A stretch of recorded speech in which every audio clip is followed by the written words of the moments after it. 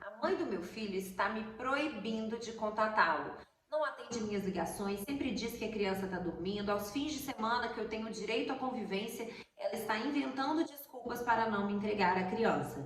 Camila, o que eu faço neste caso? Essa é a pergunta que nós vamos responder hoje no Pílulas de Direito. Eu sou Camila Soares, sócia fundadora do escritório Camila Soares Advocacia, e vem com a gente nesse vídeo que nós vamos te explicar tudo sobre esse tema. Antes de mais nada, se inscreva no nosso canal para receber os nossos vídeos em primeira mão. Vamos lá. Essa situação que eu narrei da pergunta anterior nada mais é do que uma possível constatação de uma prática que é chamada de alienação parental. A alienação parental significa uma manipulação mental que é realizada por um dos genitores ou pela família de um dos genitores para uma criança, para um menor de idade, visando colocá-lo contra o outro genitor, contra a outra família. Num exemplo simples, que não é uma regra, tá? Apenas para visualizar, a mãe que cria uma manipulação, coloca coisas na cabeça do filho, da criança, contra o pai ou contra a família paterna. Essa prática é, na realidade, um momento de que a gente percebe quando o casal se divorcia, se separa e que ele não consegue superar, às vezes, o término do relacionamento e começa a utilizar o filho como se fosse uma arma para ofender o outro genitor. Então, é uma coisa muito triste, porque nós percebemos que o ódio ao parceiro supera o próprio amor aos filhos, porque deveriam estar ali pensando sempre no melhor para a criança, no melhor para o adolescente. Nós temos a Lei de Alienação Parental, que foi instituída em 2010 e sofreu algumas alterações em 2022. E essa lei trouxe os conceitos e trouxe, inclusive, algumas práticas para que nós possamos identificar as práticas alienatórias. Como, por exemplo, impedir acesso e convivência do genitor, da família do genitor ou genitora com a criança, inventar aqui mentiras, omitir informações escolares, médicas sobre a criança, mudar de endereço, por exemplo, sem uma prévia comunicação, sumir, mudar de endereço com a criança sem avisar.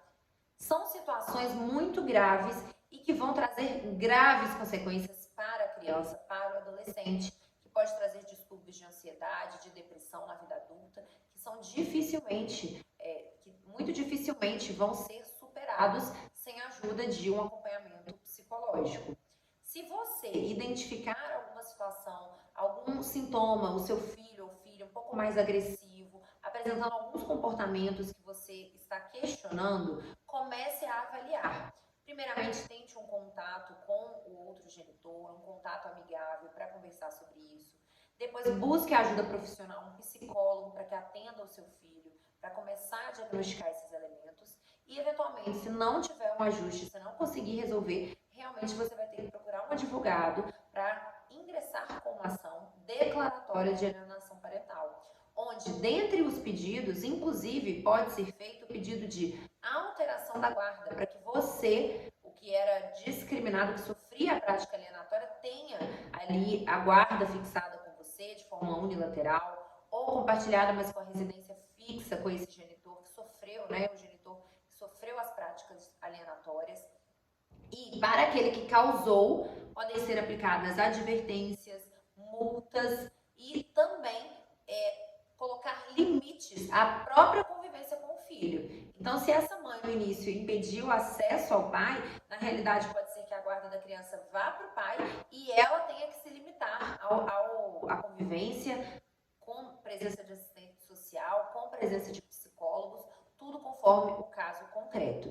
Então, é uma situação muito grave que deve ser observada pelos pais que estão ali se divorciando ou que estão passando por momentos difíceis de término de relacionamento, porque sempre o que a gente deve priorizar aqui é o melhor interesse da criança. Lembrando que em situações como essa, a criança pode ser ouvida pelo Poder Judiciário, só que a gente tem que pensar nos traumas que isso pode levar para a vida dela. Então, o ideal é sempre buscar uma composição, um acompanhamento psicológico, para que a criança sofra o menos possível em uma situação tão delicada como essa. Estamos à disposição para esclarecer outras dúvidas, nos mande aqui nos comentários e até o próximo Pílulas de Direito.